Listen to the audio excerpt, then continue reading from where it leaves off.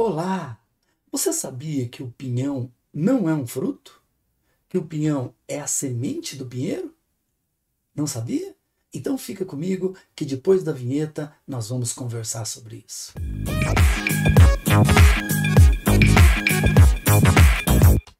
Salve, salve, salve, senhoras e senhores! Sejam todos muito bem-vindos a mais uma super aula de biologia. Hoje o nosso assunto é continuidade do reino vegetal. Hoje nós vamos falar daqueles vegetais que possuem sementes, flores e frutos. Gostou? Então fica comigo que nós vamos saber tudo sobre esse assunto. Vamos começar falando de um grupo muito especial são as espermatófitas. Esse grupo se caracteriza pela presença de sementes. Esse grupo pode ser dividido em dois grandes grupos, as gimnospermas e as angiospermas. Então nós vamos começar falando sobre as gimnospermas. Veja, nas gimnospermas nós temos então a presença de semente nua. Como assim? Veja, a palavra esperma significa o quê? Lembra quando a criança pergunta para a mãe assim: Mãe, como é que eu nasci? Aí a mãe diz assim: o pai colocou uma sementinha dentro da mãe. Tá certo, o esperma significa semente. Mas por que nua? Nua porque não tem um fruto protegendo essa semente. Essa semente é desprotegida. Tá, mas nós estamos falando de quem? Quem são as gimnospermas? Os pinheiros, as araucárias, né? E nós temos um grupo bem interessante também, que é o grupo das sequoias, aquela sequoia americana gigante. Olha o tamanho dessa árvore, gente, é impressionante, né? Mas as gimnospermas têm o que de especial? Bom, lembre-se, aqui para nós no Paraná, a araucária é o símbolo do Paraná, não é verdade? E aqui, como em todo o sul, a gente costuma comer pinhão. E essa hoje vai ser a nossa descoberta, né? O que o pinhão é, afinal de contas? Uma semente ou um fruto? Então vamos às características das gimnospermas? Vamos lá. São plantas lenhosas e muito comuns em regiões de clima frio e temperado. As gimnospermas também possuem sementes, ou seja, as sementes são nuas, mas não possuem frutos. Lembra, gente, que em briófita e pteridófita não havia a presença de sementes. Agora, aqui, as gimnospermas são os primeiros vegetais a apresentarem sementes, os primeiros vegetais tipicamente terrestres. As sementes não são formadas em um ovário fechado. Então, muitos autores discutem essa questão sobre essa característica das gimnospermas de possuir a semente com o ovário aberto. Então, muitos dizem que ela não tem ovário. Quem não tem ovário não pode ter fruto, porque é o ovário da flor que origina o fruto. Então, a gente nem chama essa flor de flor, a gente chama ela de estróbilo. Por quê? Porque ela não possui ovário ou tem o ovário aberto. São plantas de vida terrestre e não necessitam mais da água para a reprodução. Possuem raiz, caule e flores. Essas flores têm um nome especial, que são inflorescências. Aqui estão as inflorescências, então, das gimnospermas. Lembrou agora quem são as gimnospermas? Então, veja, aqui tem aquela estrutura que muita gente chama de pinha, mas nós temos aqui, então, as estruturas reprodutoras masculinas e femininas. Cada escama dessa aqui, gente, representa uma flor. Uma flor meio sem gracinha, né? Mas ela representa uma flor. Então, como são muitas flores juntas, nós chamamos de inflorescência. A inflorescência é um conjunto de flores. Então, cada escaminha dessa aqui, cada florzinha dessa aqui, vai dar origem a uma semente, né? O nosso conhecido pinhão. Reprodução nas gimnospermas.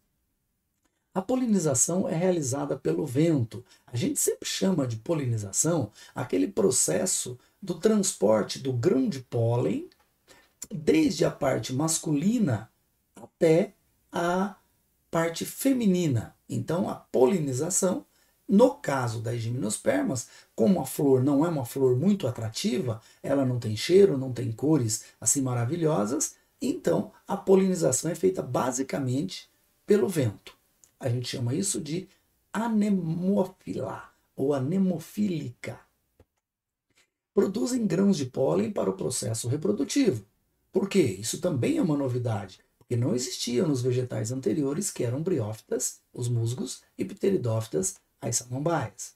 A reprodução das gimnospermas ocorre independente da água, graças aos estróbilos, que foi uma evolução do vegetal.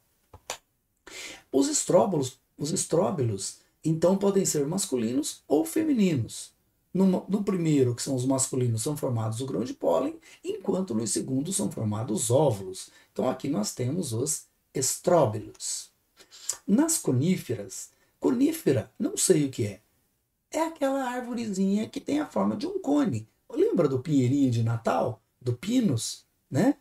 Aquilo a gente chama de conífera.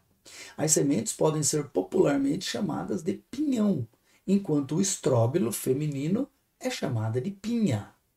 A pinha contém o pinhão. A fase dominante é a fase esporofítica, enquanto a fase duradoura é a fase gametofítica. Aqui, então, nós temos o ciclo vital de uma gimnosperma e você percebe aqui, por exemplo, essa estrutura aqui é uma inflorescência, né? Por quê? Porque ela tem muitas florezinhas. Gente, cada estruturazinha dessa daqui é aquela escaminha que eu mostrei para você lá atrás, tá? É a flor do pinheiro. Essa flor, observa que ela não tem uma estrutura fechada. Então, é aqui que está o óvulo, que vai ser fecundado pelo grão de pólen. E a partir dessa fecundação, então, o que vai acontecer? Essa semente vai se desenvolver e vai formar essa estrutura aqui, que é a pinha, veja, com muitos pinhões lá dentro. Ah, mas isso aqui não é o fruto? Não, gente, cada pinhão é uma semente. Esse conjunto aqui é a pinha, tá? Que não é um fruto. E aqui eu tenho o pinhão separadamente, né? E aqui eu tenho um pinhão aberto, mostrando aqui o embrião, né? Aquele que vai formar um outro pinheiro, e o endosperma, que é a parte nutritiva, que é a que a gente come no pinhão. O tegumento é a casca. Tá legal? Bom, agora nós vamos então ao próximo grupo, que são as angiospermas. Veja, gente, angiosperma. Lembra que esperma é semente. Anjo, o que te lembra a palavra anjo? É um anjo, né? É proteção. Anjo, então, é a proteção da semente. Essa proteção da semente nós chamamos de quê? Nós chamamos de fruto. Tá certo? Nós chamamos de fruto. Então, as angiospermas, elas são os vegetais mais evoluídos do planeta. Elas possuem flores maravilhosas, lindíssimas e de grande importância na formação de frutos que vêm facilitar a dispersão da semente desse grupo de vegetal. Então, angiospermas é um grupo de vegetal que embeleza o planeta, né? Com suas flores maravilhosas. Então, as espermatófitas, que têm semente e que têm flores completas, nós chamamos de fanerógamas. Esse grupo se caracteriza pela presença de flores e sementes. Quem são eles? As angiospermas, certo? E as angiospermas podem se dividir em dois grandes grupos, as monocotiledôneas e as dicotiledôneas. Isso nós vamos ver um pouquinho mais para frente. Característica das angiospermas. Então, as angiospermas caracterizam-se pela presença de flores e de frutos que envolvem a semente. Não esqueça, fruto é proteção da semente. Apresentam raiz, caule, flores e frutos e sementes. Tudo verdadeiro. Aqui não tem nada faltando. Ocorrem nos mais variados tipos de hábitats, desde ambientes aquáticos, por exemplo, como a Vitória Régia, o Aguapé, até é em ambientes muito áridos, como os desertos, que é o caso dos cactos, né? Eu coloquei essa flor aqui para a gente observar. Este é o ovário da flor.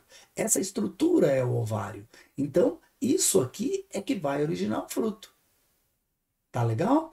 Então, quando você pensa, pô, mas flores lindas assim, quem que não quer polinizar, não é verdade? Então, essas flores, além delas terem uma beleza muito grande, elas também têm perfumes que atraem tanto insetos. Quando a polinização é feita por insetos, eu chamo de entomofilia. Quando é feito por morcegos, quiropterofilia. E quando é feito por pássaros, ornitofilia. Mas ainda nós podemos ter ela feita pelo vento, também pela água, né? Então, as angiospermas alcançaram o ápice da evolução porque elas podem ter qualquer tipo de polinização. E agora nós vamos falar um pouquinho do ciclo vital das angiospermas. Então, vejamos o seguinte. Aqui nesse ciclo, a gente não precisa necessariamente conhecer detalhes do ciclo, mas nós temos que pensar o seguinte, gente. Nas angiospermas, a maioria das flores, não são todas, mas a maioria, elas são hermafroditas, que a gente chama de andrógena. Por quê? Porque ela tem estrutura masculina, que são os estames, e estrutura feminina, que é o carpelo. Então, aqui dentro do carpelo, nós temos a semente. E essa barriguinha aqui do carpelo é o ovário que vai originar o fruto. Tá? Então, a flor ela tem os dois órgãos sexuais ao mesmo tempo. Mas eles amadurecem em épocas diferentes para não ocorrer a autofecundação. Mas nós vamos ver as flores num capítulo mais à frente, quando a gente falar do órgão reprodutor especificamente. Mas lembrando então que os estames, que são os órgãos masculinos, eles produzem o grão de pólen. O grão de pólen leva no seu interior lá o anterozoide, né? Que a gente chama lá de núcleo reprodutivo, que é o gameta masculino. Esse gameta masculino, quando ele é transportado até a parte feminina, ele acaba fecundando o óvulo, né, a oosfera que está aqui dentro. Se tiver um óvulo só, uma semente. No caso do mamão, você tem muitos óvulos, então você acaba tendo muitas sementes, tá? Normalmente, então, o que a gente imagina? Ah, fruto é só aquilo que a gente pode comer. Não, gente, não é não. Veja, neste caso aqui do abacate, ó, eu tenho então o ovário, que é bem parecido nesse caso aqui com o fruto, né? E tenho aqui o óvulo que originou a semente. Esse fruto é um fruto carnoso, bastante suculento. Esse é comível, é comestível. Mas existem frutos que não têm esse mesocarpo, que é essa parte muito desenvolvida, que a gente chama de fruto seco. Tá? Então, não necessariamente precisa ter fruto carnoso para ser fruto. Tá bom? Então, no caso das angiospermas, não podemos esquecer que a flor é o órgão reprodutor que origina tanto o fruto como a semente. Agora, nós vamos dar uma olhada aqui. Veja, no resultado da fecundação, nós temos aqui então o ovário, que é essa parte arredondada, originando o fruto, e o óvulo originando a semente. Isso você não pode esquecer. Bom, e agora, gente, nós vamos falar um pouquinho daquela divisão que nós temos entre os grupos das angiospermas, que são as dicotiledôneas, hoje nós chamamos de eudicotiledôneas, as verdadeiras, e as monocotiledôneas. Então nós vamos ver características desses dois grupos. Mas primeiro, por que cotiledônea? Porque o cotilédone, ele é uma folha modificada com função nutritiva. Se você pensar lá num grãozinho de feijão, por exemplo, dividir o grão de feijão ao meio, você vai ver que ele tem duas partes iguais e tem uma massa ali dentro, tá? Que essa massa, então, é a parte nutritiva da semente, certo? Que nós chamamos lá de cotilédones. No milho você não consegue dividir daquele jeito. Tá? No milho fica uma parte só. Então ela é monocotiledônea. Enquanto o feijão, ó, dicotiledônea. Então esse nome é por causa do cotilédone, que é a região nutritiva da semente. Então vamos ver os órgãos desses vegetais. Aqui nós começamos pela raiz. Então, nas monocotiledôneas, peraí, mas quem são as monocotiledôneas para eu poder imaginar? Ah, muito bem lembrado. As monocotiledôneas são, de maneira geral, o milho, a grama, o bambu, as palmeiras, tá? Pensa agora num pé de milho. Veja, olha a raiz. Essa raiz, ela não tem um eixo central. Então ela é uma raiz que a gente chama de raiz encabeleira ou raiz fasciculada, tá? Então ela é típica de monocotiledônea. Enquanto as eudicotiledôneas possuem uma raiz que a gente chama de axial ou pivotante, que é aquela raiz que tem um eixo central. Olha só, ela tem um eixo central, é a raiz de eudicotiledôneas. O caule. No caso do caule, as monocotiledôneas, pensa no milho. O caule do milho, da cana-de-açúcar, é aquele caule dividido em gomos, né? Que a gente chama de colmo. Ó, colmo. Então, neste caso aqui, as monocotiledôneas praticamente não engrossam, porque elas não têm um crescimento secundário. Isso a gente vai ver um pouco mais para frente nos tecidos vegetais. Já as dicotiledôneas não. As dicotiledôneas, elas podem ter desde hastes até troncos muito rígidos. Tá certo? Então, grama, milho, bambu, monocotiledônea. Aí o abacateiro, a mangueira, dicotiledônea. As folhas. Pensa lá no pé de milho, na grama. Ó, a folha tem nervuras, essas nervuras são os vasos condutores de seiva. E eles estão todos paralelos, um do lado do outro. Então você chama isso de folha paralelinérvia. Repete esse nome aí, paralelinérvia, ou seja, nervuras paralelas. E nas dicotiledôneas nós temos ainda as folhas peninérvia, mais ou menos com a forma de uma pena, apesar de ter muitas variedades. Uma outra coisa interessante é que a folha de dicotiledônea tem esse cabinho aqui, que é o pecíolo. E a folha de monocotiledônea não tem, ela abraça diretamente o caule. Em relação às flores, é fácil da gente guardar o seguinte, gente, ó. Nas monocotiledôneas, nós temos 3 pétalas e 3 sépalas, ou múltiplo, tá? 3, 6, 9, 12, 15. Monocotiledônea. Veja, essa tem 3, essa tem 6. Essa tem 6, essa tem 6. Tá bom? Então, monocotiledônea, as flores têm conjuntos de 3 ou múltiplos de pétalas e sépalas. Então, elas são chamadas de trímeras. E as dicotiledôneas normalmente são pentâmeras, como essa que está aqui. Mas elas também podem ser tetrâmeras, podem ser dímeras. Mas, de maneira geral, pentâmera ou tetrâmera. É só guardar que monocotiledônea é trímera, que todo o resto é dicotiledônea. E as sementes, então, finalmente, semente de dicotiledônea com 2 cotilédones, semente de monocotiledônea com apenas 1 cotilédone. Essa divisão de mono e dicotiledônea é muito importante para o vestibular, é muito importante para suas provas, é um conhecimento que você deve guardar. Tá legal? Conseguiu entender? Isso daí. Aqui eu trouxe então para você uma tabelinha mostrando as diferenças, né, entre monocotiledônea e dicotiledônea. Então tem praticamente todas aquelas diferenças que nós dissemos ali, semente, flor, folha, raiz, tá? E alguns exemplos. Então isso aqui é bom que você imprima lá, coloque no seu caderno e guarde isso na sua cabeça. Tá bom?